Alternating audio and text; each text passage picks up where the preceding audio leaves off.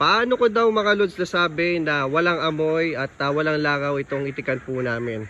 Unang-una lods, maganda, maayos at laging malinis yung kanilang pasilidad nitong mga alaga naming itik. Ayan, kagaya niyan, ngayong tanghali nagpalit na kami ng tubig. Ayan, nalinis na rin yung kanilang painumina nang hindi kami kumukonsumo ng maraming oras. Yan, gamit lang kami ng gravity. Tapos tubig, malilinis na yan. Maging dito rin, ayan mga lods, so malinis oh.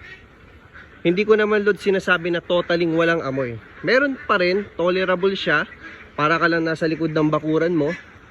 Hindi masangsang, hindi masakit sa ilong. At saka yung langaw lods, ayan, kaya na lang tignan nyo na lang to sa video na to. Ayan po. Kahit sa loob yan, wala hong langaw yan oh. Sa loob po walang langaw. Yan, ganun din po dito. Ayan po.